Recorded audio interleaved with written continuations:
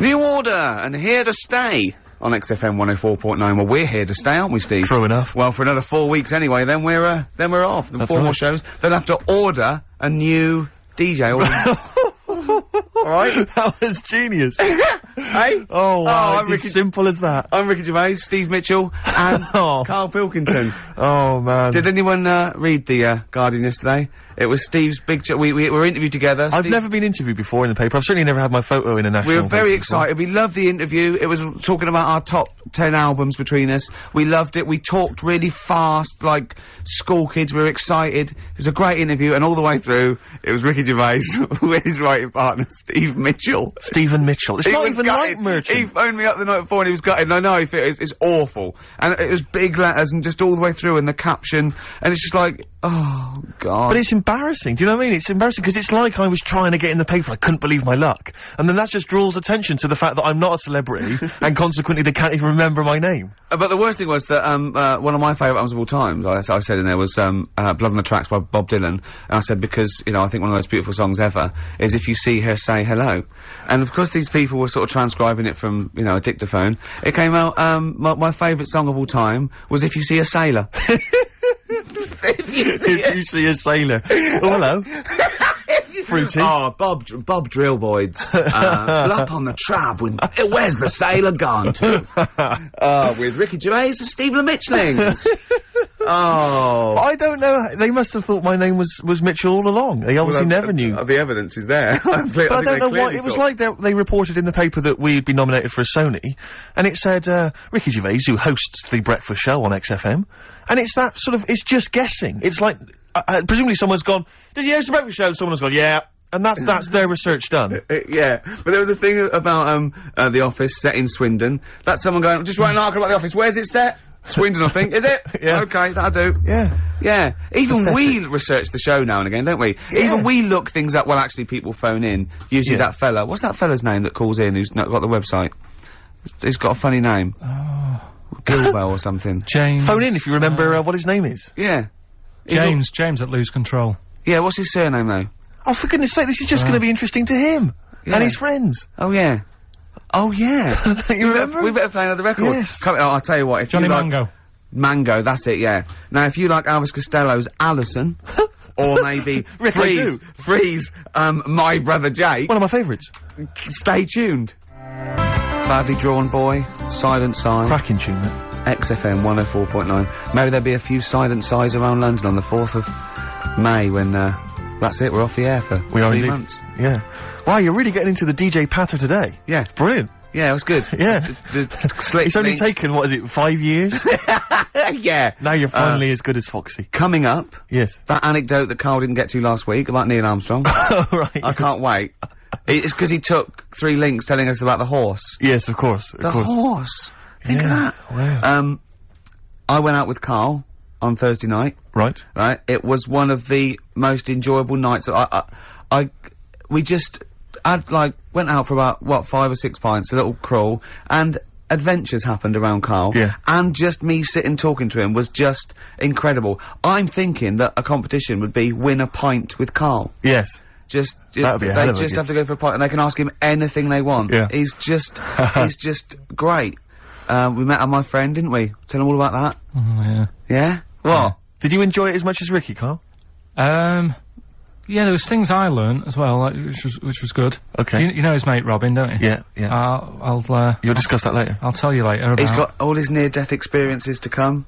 Win a pint. And, of course, coming up, Carl's homework was, the quotes. And Carl's come up with a great idea to show that anyone can do quotes. He's invented a thing like faking it, where he's got 2 real quotes. Right. And he's made one up. Okay. And he's gonna fool us. I bet we won't be able to tell him. Brilliant. Sorry, what was the challenge last Look at him looking at us. What's the matter with you? It's just that before, you were like, no, this is good for you. But now it's turned into a game. At your expense? Yeah. Has it only just dawned on you? Carl, well, I'm joking. It's great, honestly. It's really good. What was the Carl challenge last week? You said I thought we did the quotes last week. No, but I gave him a book Happiness. on happiness. It's all about happiness Right. and what the pursuit of happiness, and it's in sort of like quote form and everything. But Carl's gonna do a couple of ones and faking it just to show.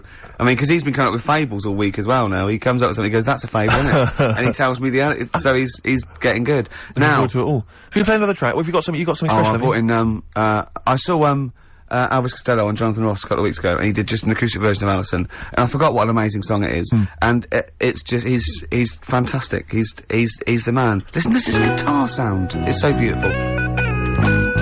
My aim is true, to provide quality entertainment of a Saturday. That was Elvis Costello and his attractions, and Alison on XFM 104.9. I'm Ricky Gervais. Steve Mitchell here, and Carl Pilkington. Oh, It's going alright, it's going alright. Obviously been doing some acting, as you know, I mentioned it last week, doing this sort of comedy pilot. This week, Carl, you're gonna be loving this. I've been doing stunts.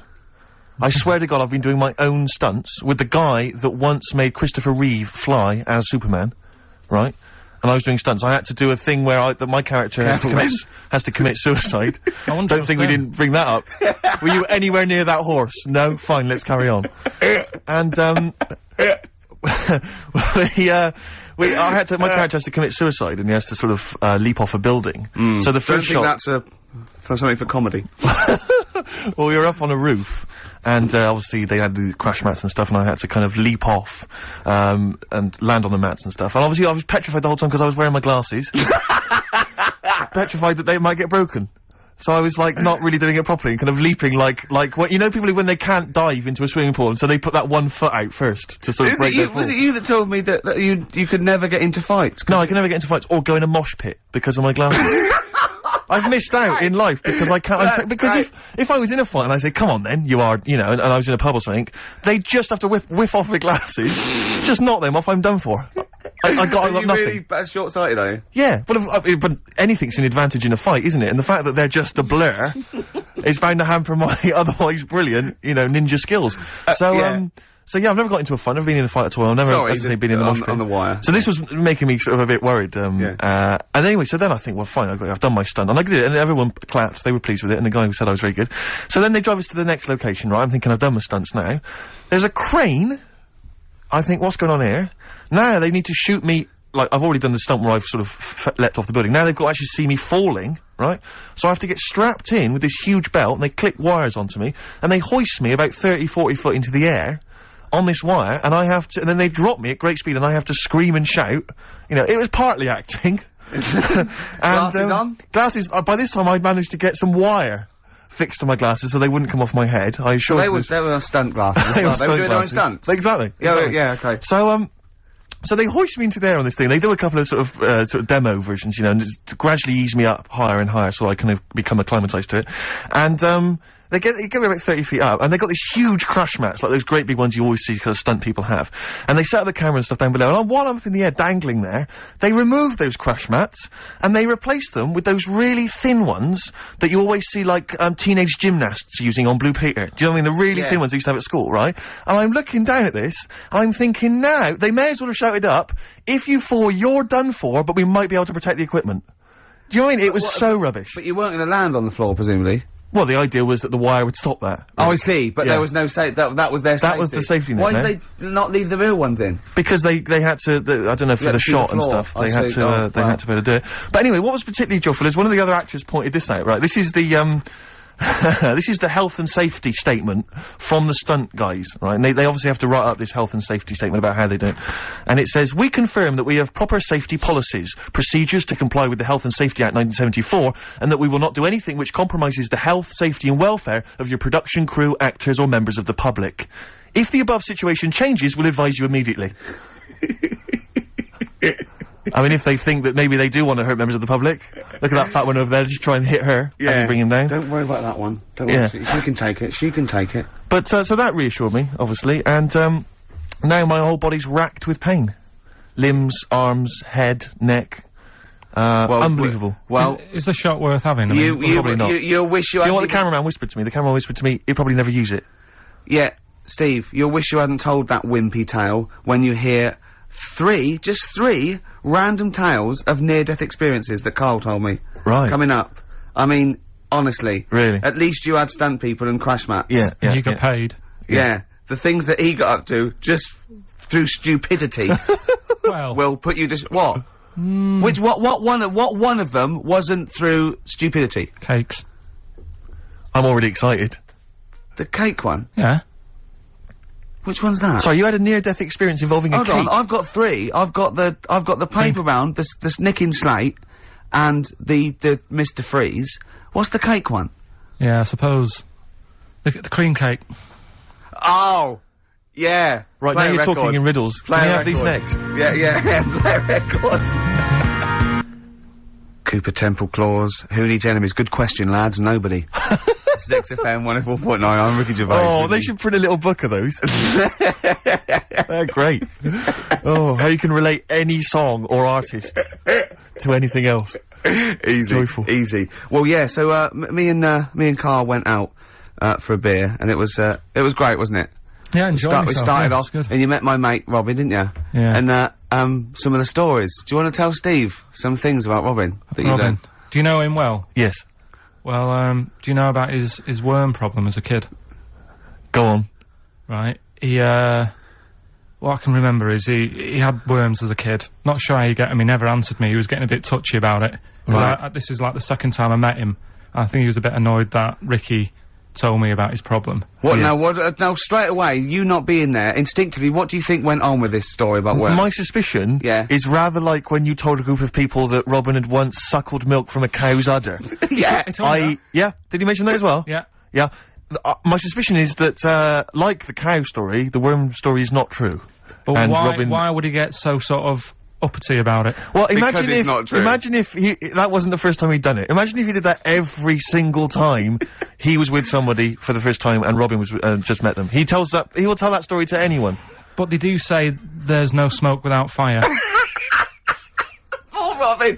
I also told him... That's a fable. I also told him that the way Robin cured these worms Yep. was because the doctor told his mother, right, to hold a piece of ham or cheese near Robin's anus so the worms would come out for the food, and he believed it. I'll tell you why, though. I said to Robin used to sit on Spam to try and get the worms out, and he believed it. But Steve, right, do you remember that story about 3 or 4 years ago where there was some bloke in the army, he went away to somewhere, Vietnam or whatever, he was messing about in the woods, Messing about in the woods. Shouldn't he have been fighting? whatever, Yeah. right, and he walked through some lake, and I think he'd cut his toe or something on something, and some worm of some sort crawled in the gash, Yeah. and it was in his body, and the doctor said, we've got to get this out of your body. So what they did was, they said, right, the thinnest part or something of your body that things can crawl through is on the top of your head. So they wrapped Where the skull is. So they wrapped some bacon. No, they didn't! They did. That's oh, that right. thing. So Everyone. he's gone in by the toe. So what we do is, I'll tell you what, that worm's probably heading straight for the head. We'll put a bit of bacon on it. The thinnest part of the body is the skull. Of course it's not the thinnest part of the body. It's where your brain case is, isn't it? It's the skull.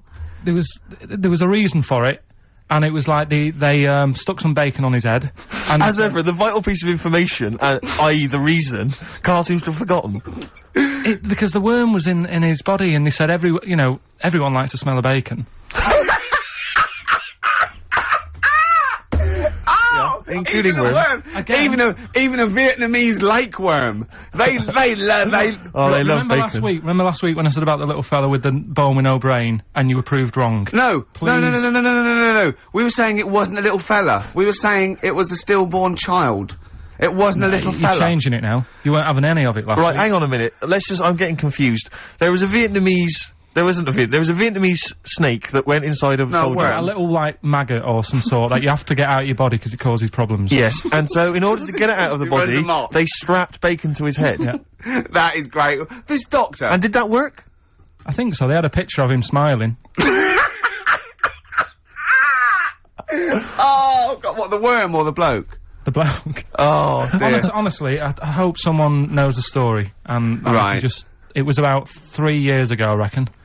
Okay. And, yeah, it did work. GI bacon. So this is why when So what, the worm burrowed out of his head to get the bacon? get to the bacon. Right. That's great. So this is why when Robin was telling his story, I was a little bit disappointed if it wasn't true. Right. Because in a way... You know Robin's never been to Vietnam.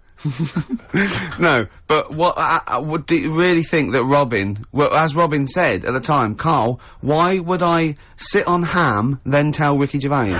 It's a very good point. Because if he was a kid, you do daft things like that as a kid. Right. It's the telling Ricky Gervais, though. Yeah. And then, oh, bless him. Okay. And then anyway, Robin left, and, I tried to chase him, but he got away, and he knows that and then we had a few pints, and then, Carl embarked on some of the greatest stories ever told. Can you tell the story about your dad? Let me run it. I haven't spoke to him all week, so let me run it by him. Okay, play records. Because, you know. What we got? We've got, one of Steve's... Yeah, well, bizarrely enough, this comes from the, Teachers 2 soundtrack, the soundtrack to the current TV series. There's a slight whiff of nepotism in the air. Yeah. Rick, would you like to explain why? Well, that's why you're doing it. No, my girlfriend, worked on it. But, Yeah. you were gonna play this anyway, weren't you? Well, I was, actually. Bizarrely enough, I was gonna play some I Am Clute, and, this is from, as I say, the Teachers soundtrack, and this is called To You. It's a good track. I Am Clute, and a track called To You from the, Teachers soundtrack. That's also got, I noticed the Electric Soft Parade, The Hives, Star Sailor, Feeder, Turin Breaks, Mercury Rev on there. It's a good little collection. Lovely. Carl, has just had confirmation. He's looking smug, because someone phoned up and went, it is true, it's a Laogai chi worm, and you wrap bacon around your head. That's all the bloke knew as well. Yeah. And his name was Gary. Yeah. So I'm not having it. No. And he said, see, that's why the Robin thing isn't so weird. He said, but when you said he tried it with cheese, he said I was having none of it. Strokes, hard to explain. Like Carl, really? Yes. Yes. So, Carl, concentrate. Yeah, go on. So, we'll leave the worm with the bacon wrapped round the head, shall we? Well, if you're ever caught in the jungle... Yeah. Always carry some... bit of Danish. Good advice. Lovely. So, would you like to start on your... to Steve, because I've heard all these. Well, we won't do them all. Well, we'll start off with the Mr. Freeze. Tell Steve the story of Mr. Freeze. This is the first time he nearly died. This is the most serious of the lot, really. So, what it was, do you know, like, I don't know if your mum and dad did the same thing, but, like, they do the weekly shopping on like, a Friday. Yeah. So when you got to Thursday, there wouldn't be much stuff left in the cupboard. It'd just be like, you know, your Jacob's crackers and stuff like that.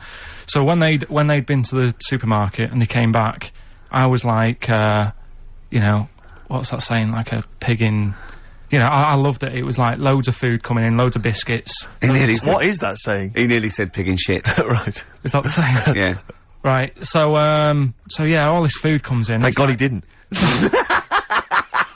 Otherwise he'd have been in trouble. That's true enough. Because he's culpable for our actions, because Exactly. he's the producer. So technically, that twat's in charge. Go on. Right, so anyway, so there's loads of food, and I'm like, oh yeah, look at this, and chocolate biscuits, and, you know, penguins and stuff. Bacon.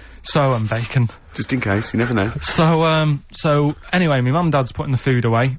Me and our kid are like, he's already grabbed something, gone back upstairs. It's like feral children. it's like a quest for fire. And then they run upstairs. What did he just sit under the bed, gnawing at some sort of pig's trotter? So I saw, do you remember Mr. Freeze Pops? I do, yes. Well, they're kind of like popsicles, icicles. Yeah, but really long, like a foot long, right? Yeah. So I thought, I'll have one of them, so I grabbed it. Went for the nutritious stuff first. Absolutely. And like my mum and dad are putting this stuff away and what have you. And I rip it open and knock it back. Right, straight away, just right back like Swallow that. it straight away, yeah. But it went down the wrong way, right? So I was down your shirt? So I was like, oh god, I can't breathe, and my mum and dad didn't even know what I'd ate. Do you know what I mean? I ate it so quick. Yeah. And I'm sort of tapping my mum on the back, going, she's going, oh god, you know, he's choking again, because I was always choking. If there was one thing, I don't know if I've got like a small throat, but I mean, even Ricky knows, I can't drink that much, can I? Yeah. Do you know, or eat pebbles. I'm not a quick drinker, I'd always, I think I'm scared of like, swallowing stuff. Yeah. And, it was like bottle tops and mint imperials and stuff, I was always choking on stuff. Oh, jeez. So anyway, she's going, oh god, what's he picked up on it now? Drop it! And she hit his nose with a stick. So I was going, I'm choking. At this point, my dad had like, I think he'd put his share away, you know, his food away, and he'd gone his share! I love it! Yeah. He'd gone to watch, like, winner takes all or whatever in a lounge, and I was in the kitchen, and I was starting to like I didn't care anymore. Do you know what I mean? I just got to that point where I wasn't struggling anymore. You just thought, I'm done for. I just was like falling to the ground, and my mum's going, you know, get in here, I think it's serious. And my dad comes in and sort of starts shouting at me, saying that's what you get for being greedy. He didn't even know what I'd eaten. Well, it was the moment to teach you a lesson, certainly. So he's there like that, and my mum's going, oh, look at him, and my lips were going purple, and my eyes were rolling into the back of my head. You look like Marilyn Manson. And, so anyway, she grabbed me from behind and did that fireman thing. The Heimlich manoeuvre. Yeah. And, you know, winded me, and it came up, and I was alright. What, the whole popsicle came flying back out? You see, that's what I don't understand, because there was nothing there. No, just a little bit. No, it swells up, doesn't it? Because it irritated it, so it went down this sort of like your epiglottis. It went down the wrong way, like it went into your air canal instead of your throat, and it sort of spasms, and that's the fear. You just got to calm it down and relax. So in time, I would have been alright. Yeah, anyway. you don't. Well, no, you might have. So that's so that's hang on. one. No. But the weird thing is, like for like 3 days after that, I felt like a sort of special person. I went to school. I'm saying nothing. I did full days. A special needs person. Yeah. I went to school the next 3 days after that. I didn't like wag it or anything. I did full days. I love that. 3 days, turned over in yeah, exactly. After 3 days, you thought, screw it. Yeah, well, did a quick history exam. But have you ever had that where you've like felt like I've been given another chance here? Right, next one. That's popsicle. That's popsicle hell. We'll call that. Right, next one. Which one's the next one? Oh, what about your paper round? Right. Can I ask very quickly, did your life flash before your eyes like they say it did? No, I just sort of went really calm and like, I'm ready for this now. Right. I wasn't bothered, do you know what I mean? You had no regrets? No. It was weird. It was really weird. Yeah. But anyway, the paper round one. Paper round, I'd still say it's the best job I've ever had. And he means it! No, I really enjoyed it. It's like, you know, you don't have to work with anyone else, right? So you make your own rules. Just think of that. You know, you sort of You're spreading information to people, vital information. Giving a service, and no one else is around, you know, you can just do what you want and think about stuff whilst you're cycling around on your bike. It's really good. Yeah. So anyway. Imagine the stuff he's thinking about when he's riding around his bike. I can't. So getting in the head of a salamander. So anyway, I loved it, and even though I only got like 50p a day, right, no matter what the weather was like and stuff, I used to get up at 4:30 and go and do the round. And why'd you get up at 4:30? Because I wanted to watch the Pink Panther at 5:30, so I wanted to get me paper round done. I said, why didn't you watch the Pink Panther? And then he went, I can't sit there thinking I've got my paper round to do. He'll ruin it for him. Yeah. So is it a good job or not? So 4:30 I was up and about, and this morning it was like winter, really bad winter, bad snow, you know, freezing cold, really windy and all that. And my mum said to me before I went to bed, she said, don't be getting up tomorrow, I'll give you the 50p. I said, it's not about the 50p. So, you know, people want the papers and stuff. So, conscientious. So anyway, I went to bed thinking, you know, that's it, I've told her I'm still going, so, you know, whatever. Go to sleep, get up in the morning, and, put all my kit on. And I used to have layers of clothing on because it was really cold. I had like a big anorak on with the fur on. I had like waterproof pants, and I got my paper round bag. And, I went downstairs to get out, and tried to open the door and it was locked. Oh, God. So she'd locked it so I couldn't go out, so I'm searching around the house looking for the keys. She must have hid them somewhere. I thought, oh God, you know, I've got the papers to do. So I thought, how can I get out? So I went upstairs, climbed out of the bathroom window. God. Right, and to try and jump out of the bathroom window onto the porch. But the problem was, I had so much gear on, I was like the Michelin Man. So I could hardly move as it is. Yeah. And I'm trying to get out the window, and I'm like, trying to stretch down like that, get my foot on the porch, and my bag got caught on like the hook of, do you know, like how you have a hook so you can put the window open? Right, yeah, the little arm goes on. My bag had got caught on that. I was holding on to the wall and my foot on the thing, so I couldn't sort of pull it away in case I pulled it away and then fell on my head. Yeah. So I'm stuck there. Dangling. My dad comes back from working nights. Yeah. He thinks I'm a burglar. Gets out his gun. So he's shouting and stuff, going mad and going, Dad, it's me. And he had to give us a hand using a... He's heard that wily trick in Manchester before. He had to help me using a washing prop thing. a big stick. What did he do? Well, he said, just hold on for your dear life, and I'll sort of push the paper bag off the hook. Why didn't he go upstairs and sort it out?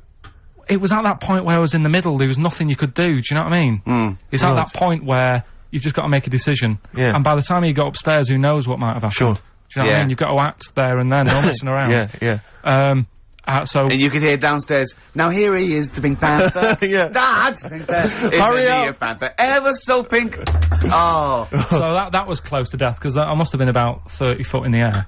Yeah. And I would have, you know, that would have been nasty if I fell to the concrete paving, so... Well, there's more to come. Should we play a record and come back to this? Because he's got more. Oh yeah, no, there must be one of them where you did fall on your head. This is the one I'm waiting for. There's gotta be one. That would explain so much. Yeah. I nearly broke my back. Jeez. Once. My dad said, I bet I can't kick me height. And I said, I bet I can. And, I don't remember this. You didn't tell me this one. I bet you can, what? I was in the garden, summer's day, and it was that era when, like, doing kung fu and all that was really popular. Sure. And I was, like, messing about in the garden, punching the tree and stuff. And my dad said...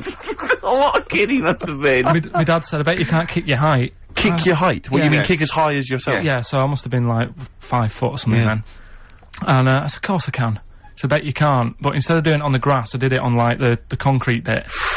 Kicked it, actually did it. I went, there you go. But then, like, get my foot down quick enough and land on my back. You paused to say, there, I've done it. Yeah. As opposed to putting your foot back on the ground.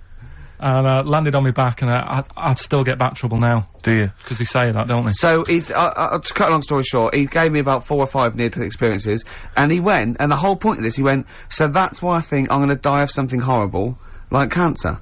And I went, why? He went, right, you ready for this? Yeah. He said, well, I don't check my balls. Wait. He said, I don't like the feel. Carl, always check your balls. Do you check yours? Like the feel. Why don't you like the feel of your own balls? They just, I mean, you know that I don't like bodies anyway. Right. Do you know what I mean? It worries me a bit that you've got all that going on in your body, right, and your skin's keeping it all in place. Right. Stop. We're going down a whole other avenue of discussion. Let's play a track, let's come back to it. Oh, right, I've brought in this, this is, free. You'll know from the jeans commercials. Yeah, All Right Now. Long time ago, All Right Now, yeah. But this is a great little track. This is, My Brother Jack. Stereophonics, Vegas 2 times, XFM 104.9, into the last hour. Yeah. And then 3 shows to go. That's true enough. Until we're off the air. I'm Ricky Gervais. With him, Steve Merchant. Carl. Oh, yeah. Alright? Yeah. Go on, tell you, we cut short last week, weren't we? You had an amazing story about Neil Armstrong, didn't you? Well, we've been doing quotes, haven't we, like famous quotes. Sure. That have, you know, gone down in history. Yeah. And, I was saying, you know, quotes don't really matter. It's more the situation that you're in than the quote itself. Go on. So, like, Neil Armstrong, if he'd have said, you know... Tie bacon round your head. I'm as happy as a pig in dust. Yeah, that would have still gone down in history as, like, being the thing that Neil Armstrong said, wouldn't it? Yeah. Yeah. But... Space is driven in mental, probably would have been but he chose to say something profound and meaningful, to befit the situation. Well, he got it wrong, actually. It's, a small step for man, one giant leap for mankind, but he was meant to say... Yeah, we discussed this last week, Rick. Stop showing off. Well... No, but people might have been listening last week. Yeah, it doesn't matter. I can't imagine people... we better tell them every week, then. Yeah, but he said, he should have said, this is one small step for a man. Yeah. But anyway, he had a good effort, and that's quite... And that's an example of what I'm saying. The fact that he got it wrong, but it still went down in history. Right. But anyway, the bit that... and it didn't happen anyway, did it? What do you mean it didn't happen anyway? That's what a lot of people say. That no one's actually been on the moon. Ah, yes, of course. They filmed it in Teddington Studios. Well, they were saying something about there was shadow on the film, and you won't get shadow on the film, and there's all sorts of things. There are these people that you always quote as they. Who are they? Are they living in jars? Are they little fellas in jars? Look, go on. You know... Do they appear to you in dreams? I've spoke to different people about it, and there's loads of little things that if you watch that programme, you know, of them being on the moon, there is no way they could have done it. Right. Done. Fine. Yeah. Done. Anyway. That's put to bed. Yeah. But anyway, as he was getting back in the spaceship on the moon, or whether it be a TV studio, he said, good luck, Mr. Croucher. Right. Have you heard this? No. And the reason he said that was because when he was a young kid, and he was I think it was Croucher, but when he was playing as a young kid in his garden, he was playing baseball with his mate, and he chucked the ball to his mate, and his mate hit the ball, and the ball went over the fence to the next door neighbour, right? So he goes, right, I'll just nip over and get the ball. And as he was getting the ball, the window was open to his neighbour's house, and he heard, like, the woman shouting at her husband, saying, I'm not going to be giving you, a bit rude, so if you've got a kid in the car or whatever, turn it down. What, yeah, that's covered that, yeah. Right, Genius. I'm not, no matter how many times you ask me, I'm not going to be giving you oral sex. The day I do that, man would have walked on the moon. Right? Yeah. He grows up, he gets on the moon, and he remembers all that story, and as he gets back in the spaceship, he says, good luck, Mr. Croucher. Now, do you know, we'll have to say, I've heard that story before, but when I heard it, the woman said, the day I give you a blowjob is the day the boy next door walks on the moon. Which makes it all the more profane. Impossible. And enjoyable. Yeah, and unlikely. Yeah. But yeah, no, I've heard the same story, Carl. Yeah. Look how pleased he is. I love that. Right, so not only have you remembered that anecdote, which may or may not be true, but of course you've also proven The that, day I give you a blowjob, that kid in the garden's probably going to walk on the moon and say something about giant leaps. Exactly. But, yeah, you must have heard the thing that it never actually happened. Yes, we've all heard it. We've all dismissed it as nonsense. And moved on. Yeah. Yeah. And got on with our lives. Right, Carl. What? Should we do, White Van Man? But you didn't prepare me for that. We better play a track and then I'll I'll fish out the newspaper and stuff.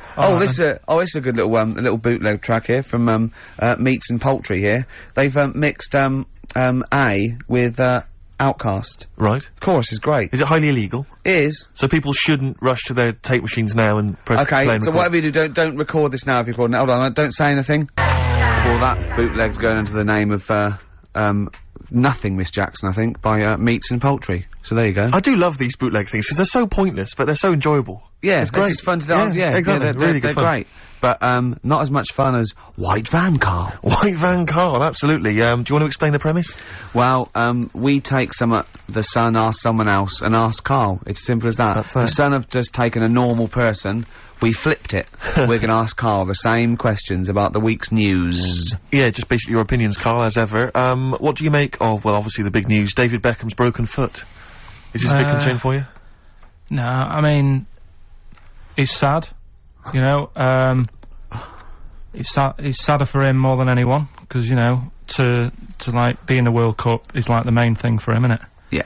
But he's still a young lad, and, I don't think he'll give up. I reckon he'll still turn up. He'll be alright. And, yeah, good luck to the lad. You know I like David, I'm not gonna slag him off. Wise words. Yeah, he says that like he knows him. Like he's popping round for drinks later. Yeah, like we tried to stitch you up. Go on. But, obviously yesterday, was it yesterday? I think maybe Thursday, the Sun printed a big picture of, David's, foot and encouraged everyone to touch it at midday, because hoping that this would somehow, if we all thought and prayed together, somehow that would help his foot heal. Do you believe in that? No. Do you have any belief in that? No, you're going down the old, like, Yora Geller route, aren't you? Sure. And it's stupid. Yeah. I'm sure, I mean, it's nice effort and everything, it sort of cheers everyone up. Hold on, you believe in ghosts and warlocks and licking toads. Why is that any more stupid than all those things? It's not gonna work, is it? Alright. Fine. It's rubbish. Okay. Okay, what about this then? There's, apparently now available £1.5 million apartments available on an exclusive ship which sails around the world.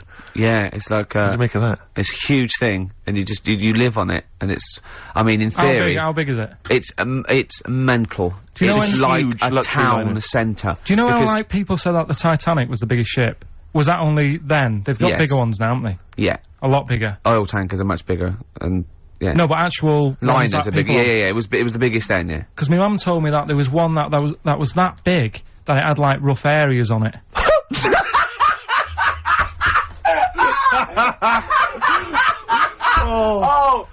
Oh, don't go starboard. Oh, God! No, but do you know what I mean? Right. It was like we're thinking of moving. We're seeing the captain. We're thinking of moving to a nicer area. Oh, yeah. I've heard they're very rough in aft. Oh, God. Oh, that's They steal your fantastic. tyres. A ship's so big that was rough areas. Oh. How big is this one that you're talking about? Well, I don't know. It doesn't give me the specifications here, but they're huge. They're huge. In theory, I mean, it's that thing with it's obviously marketing, but they're gonna solve the overpopulation crisis, where soon we'll all just be floating around the sea. Yeah, but yeah, I can see that, because I mean, think about it, right? I've been talking to Ricky about it. I was hoping to buy somewhere in London, but there is no way in this world that I can afford it, right? And you look at all the wasted space, like with the Thames. All it's doing is like collecting crisp packets and stuff and Coke cans, and people have to clean it up. Whereas if you got a load of boats on there, problem solved. Yeah. Would you live on a problem boat? solved. What's his name did it, didn't he? What's that programme? Is it Bergerac? Noah. Oh, Bergerac? There was one where he lived on a boat. I think it's quite. That was a shoestring. Yeah, I'd give it a go anyway. Noah. I'd like to see you living in the air, maybe in a giant hot air balloon. Yeah, all right. But no, the boat thing. Because it is going to get bad as well, isn't it? They're saying that the water's melting or whatever. The water's melting. The ice is melting. Yeah. And there's going to be more water and less land. So in the future, it's probably going to be the way we're going to be living, isn't it? Have you seen that film Waterworld? Nah, I don't fancy it. Because that sort of predicts that, yeah. What, are they saying that the ice thing exactly, melt? yeah. But at the same time, I was thinking about this a couple of weeks ago. If you get, I mean, I think I read that, like, a big chunk of ice, fell off one of the ice, what do you call them? Caps. Ice caps. Something like, I think they said it's the size of the Empire State Building or something. Right. It snapped off and went into the water, and it's melted. And they say, oh, it's bad news, you know, that something that size is melting. But the way I look at it, if something that size falls into the water, it's like a big ice cube, and it's gonna freeze it up again. You with me? Not really, Carl. Go on. Right, you get a giant ice cube, the size of the Empire State Building, stick it in the water, it's gonna make, it's gonna stick back on again, isn't it? Well, no, only if it freezes up again. Yeah, well, it will freeze up. The water's gonna get cold again, because you've just put a giant ice cube in the water. So when you put an ice cube in a drink, the drink doesn't freeze, does it? No, the ice melts. If you put one the size of an Empire State Building in your glass of Jack Daniels, it's gonna make it freezing. It's not going in a glass of Jack Daniels, it's going in the ocean. I know, but you see, I'm using my fables. Imagine a world. Use your brain instead! Imagine the world, imagine the sea, like the Arctic or whatever, as a glass of Jack Daniels. Okay. A big ice cube falls into it. Yeah. It freezes, it melts back on again. So we're alright, I don't know why everyone's worrying. God, thank God for that, I was getting panicked. Oh, fine. Do you understand what I'm saying? Yeah, no, you're right. Yeah, that will happen. Should we play some more music and then come back to White Yeah, this is better than ever. This is dynamite this week. 9 in there on XFM 104.9. We're doing White Van Carl. Got another one there? Well, it's just your thoughts really on the Queen Mum's very British send-off that she was given this week. Yeah. What do you make of all those people queuing up to see her? Did you think that was incredible? Right. Well, we said last week, you know, there was I don't quite understand why there was so many people there, who were, like, getting really upset. Do you know what I mean? Really upset, crying and stuff, and, you know, you can lose someone who's, like, related to you, and you don't cry like that. You sort of sit there and you think back to what you did with them and stuff, and then that's it. But, the queue thing, wasn't it, like, miles long and stuff? Yeah. It was, yeah. Right, I was sat watching this with Susan. 12 hours queuing. Yeah. It never got to 12 hours. It did, but that was the estimated time. Now, but how long is a queue when they're just, like, you know, walking along? Think how far you can sort of, like, you know, stagger in 12 hours. Incredible. It's been ridiculous. Yeah. But, again, you know, if they want to do that, it's their time and that, innit? And it was at the weekend, so they could have, it's not as if they got out of work to do it. No. You know what I mean? They used their own time, so good on them. But I thought, right, what they could have done, remember when I studied Che Guevara? Yep. Yeah. Right? And don't be offended by this, it was just an idea, because they did it with Che Guevara. Remember when they cut him up? Yes, they cut him up, yeah. What was the reason for cutting him up? Well, they cut up Che in order to try and, you told us that they were going to send bits of his body to Fidel Castro and various other people, wasn't that right?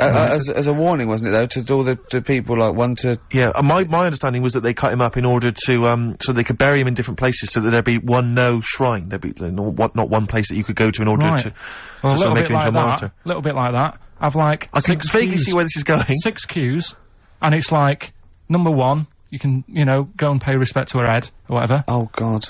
No, but I just was thinking the way of speeding it up. I'm not having a go, because they haven't done it, so it doesn't matter. God. But they did it with Che Guevara. Yeah.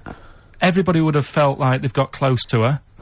And it would have speeded it up. No, I mean, but I can understand. Can I just say that genuinely, Carl is not being disrespectful here. This is his best idea to cut down the queues. So don't phone in. He's not suggesting we should have done this. He genuinely is.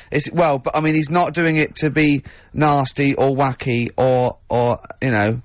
He thinks this is a good idea. So can I just throw a thought at you? Che Guevara, who was like a powerful man. He did a lot for the world and what have you. Yeah. And are you aware that I feel slightly responsible for this because have you heard of the quote, a little knowledge is a dangerous thing? Yeah. Okay. Steve, next one? No, just a very quick question. I can understand those that have queued for 12 hours to see the head. I'd be a little bit annoyed if I got there to find a toe. I'll tell you what though, I'll tell you what they could do without chopping her up.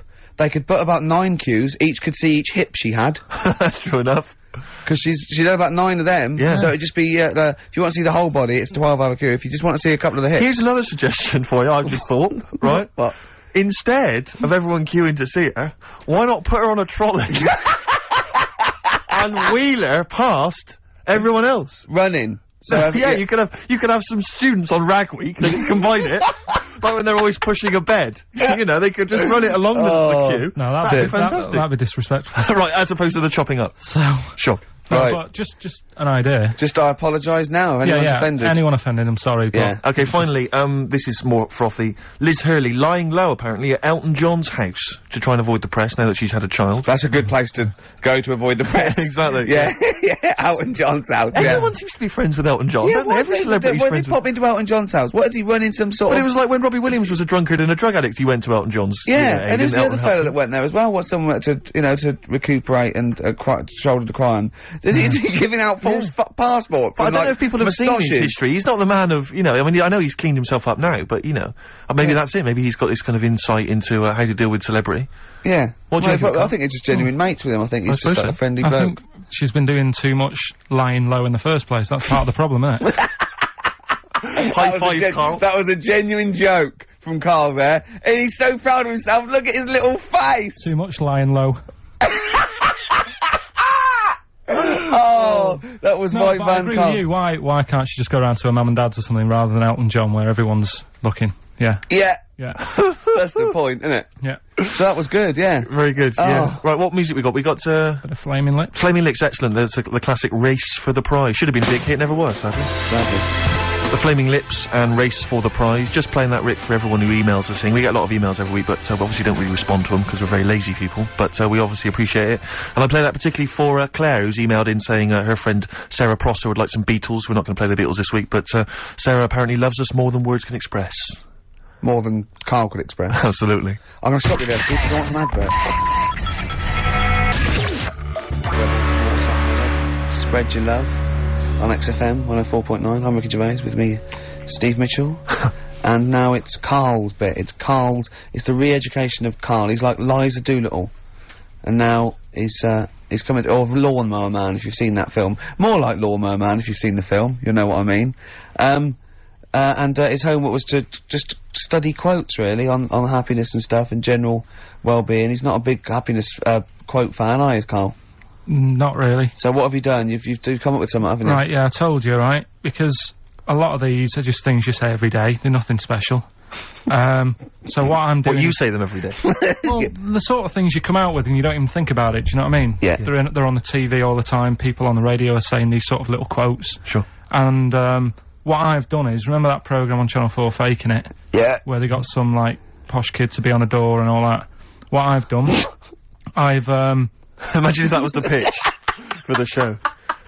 Dear Channel 4. Just gonna get a posh kid on a door or something? Yeah, yeah, Yours sincerely, Carl. come in. Yeah. TV producer. Yeah, yeah, go on. So, what I've done, this little book of quotes, happiness quotes, I've picked 2 that are real. Okay. And I've made one up. Right? And we've got to guess. And you've got to guess. Okay then, go on. Well, I'll tell you what, Rick, why don't we, when we've heard them, we won't confer. No. You'll write down yours, yeah. A, B or C, and I'll write down mine and we'll see how it Okay, goes. Carl, off you go. Right, and just because I'm looking at this book, it doesn't mean I'm actually reading. No, I know, Don't worry, no. we're clever. No, we know, we can't see yet. Like, call my bluff. Yeah, go on then. Nothing is worth more than this day. Okay. Yeah. Yeah. Alright. Yeah. The way I see it...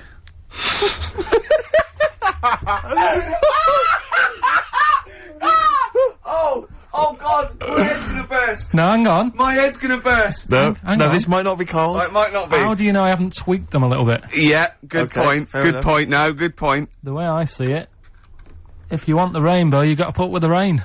Yeah, okay. Alright? Alright, yeah. Okay, hang on. Yeah. Come on. Cat food. Cat food, come on. It stinks a bit. But, if you don't put up with the smell, the little kitten will die. Steve! I don't know what to say! I don't know what to say. Imagine this in faking it. Imagine their faces when he says that and they're going, oh my God. Oh. Carl, play a song, mate. We'll have to confer on this one.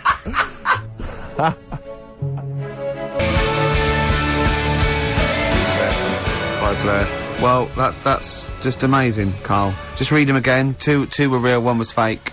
Go on then. Right. First one. Nothing is worth more than this day. Excellent. Next one. What does that mean? Well, cherish now, cherish your time. Okay. Because you can't get it back, and you know. That's the way I saw it. Carpe diem, whatever it is, seize the day and all that. Okay. If you want the rainbow, you've got to put up with the rain. Yeah, of course. Yeah, rough with the smooth. You know, it's not all plain sailing, but you know, rainbow's beautiful, but it comes because of the rain, which you might not like. So make the most of everything, and good. Cat food doesn't smell good, but if you don't put up with it, then the little kitten will die. Right, no, Carl, that is a good effort. Now that one's yours. I mean, obviously, right? Right, no, but it's a good effort, right? I mean, it slipped seamlessly into the others. Yeah. I don't think it didn't. No, but it's good. I mean, we knew it was that one, but, what I will say is, it's good, but what you don't know, maybe subconsciously, is, I mean, it's very similar to, the putting up with the rain and the rainbow, but that's good. Why do you think that? Well... What does mine mean? Well, even though it smells bad, it's good for something. Right, so I didn't look at it like that. What did you look at that? I kind of thought... Was yours more specifically about cat food, generally? Because you know, normally it's an analogy. Yeah, or a metaphor for something, you know, much bigger. Well, no, the way I mean, Dolly Parton, who I think did the rain thing, she wasn't specifically concerned about weather conditions. No. It was a sort of general idea. It was all about life. Yeah. Well, that's what I've done. Go on, I've used an everyday thing. Yeah. And put it with today's problems, right? Go on. So, like, my girlfriend, she might like to go shopping for clothes. I hate it. Right. But because I love her, I put up with it. Ah, that's nice. Yeah? Yeah. So, you love that little kitten. You can't stand the smell of the stuff you got to feed it. But because you love it, you go, well, you know, I'll put up with this just for a few minutes, and then I can, like, squeeze its head later and give it a little... Sorry. Can we go back? You know, stroke its head and stuff. Oh, right. Yeah. Sorry, it was a bit of a slip, was it? Squeeze its little head. Yeah. Well, that's just the thing that I do with cats. Put it in a bag and drown it in a lake. I can feed it and then I can throw it against the wall. Exactly. So you didn't see it like that, did you? No, that's very good. So it's about love, is it? It's about putting up with the bad things for something you love. Yeah. Well, that's nice. But Carl, you seem now to be convinced and rather smug that you've tricked us and that you've fooled us and that we didn't understand it. Well, I say that's your fault, not ours. No, it's not though. I mean, look, that man in Forrest Gump, he was a bit of a nutter. And he came up with the life as a box of chocolates thing. Yeah. Now, if that was in this book, you say, oh yeah, brilliant, you know, good bit of work. But if he was sat here doing the show with you, you'd be taking the mickey out of him. Sometimes I feel he is. No, but, Carl, I could, in fact, if people are out there, we're too lazy, could you write down everything Carl's ever said? Because I think we could publish that. Yeah. He said one today, he saw my, salamander, it's not a euphemism, he saw my salamander and it's just sitting there in the tank. Your exotic pet. Yeah, and he's worried about there not being a lid on, and he said, I went, what are we worried about? He said, wow, he said it sits there for 24 hours a day, obviously planning to get out. Well, it's got nothing else on its mind, and it's the daft thing is, he has actually got the lid ripped up a little bit. Like, it's got nothing else to think about. and it'll be looking up there, Yeah. and it's going to get out. But what's the worst that could happen? What's it thinking? What do you think it's thinking, this salamander? It's got its eye on the DVD player. I could have Ian be down the market. Well, Oh, God. are they dangerous? Can I just say something? Are they dangerous? I think the salamander's thinking exactly the same things as you. I mean, to look at you, you've got the same expression on your face. You know what I mean? You're dressed in green as well. You've got a little round sort of Hamburglar type head, like the salamander. Very similar. And yet I think you bonded with it, didn't you? Yeah, but I probably would have tried to get out, but my little paper round bag would just hang on the corner. Yeah. Listen, can we have more nepotism on the show? I know that we did that earlier with the teacher haven't got long, soundtrack. have we? We haven't. My housemate, you remember I was working out with him last week to Helen from Big Brother's dancer-size video. That's just frightening. Yeah, we've kind of let that slip a little bit, I've got to be honest. But anyway, he's joined this band. They're called Fujiya and Miyagi. Slightly difficult to pronounce. But anyway, this is a track that I think's been getting some play by Nick Luscombe and John Kennedy on XFM. They got a gig this week at the Pool on Curtin Road. That's 18th of April, Thursday. Let's play it. Can I just say I've got a fridge freezer for sale, 400 quid or nearest offer. Fujiya and Miyagi performing live Thursday the 18th of April at the Pool on Curtin Road. Admission is free, Rick, so I imagine you'll be heading down there. Yeah, I will. Well, I've enjoyed this show. Yeah, it's been a good one. It's great. It's been great. Carl, any more? Oh, tell that story that you were telling me about your dad when he was driving. Well, it's just that you were talking about, well, I mentioned Forrest Gump. Yeah. And, the Forrest Gump types. When my dad was when he was a taxi driver. Yeah. You used to have to, sort of do your bit for the local area. Oh, God. By taking the Forrest Gump people to Blackpool. Yeah. Is that what they're called now, the Forrest Gump people? Is that what the organisations that support them ask for them to be referred to? A minibus with life is a box of chocolates.com. Well, Forrest Gump types. It must be, so you work with these people? It was, yeah, the people with learning difficulties. Yeah, and they used to get 5 Coming home must have been a busman's holiday. So he got 5 of them in the cab. Yeah. And he had to go to Blackpool, and 4 of them were really good, you know, behaving themselves, didn't mess about, weren't fighting and stuff, but there was one who was just causing loads of trouble and they couldn't control him.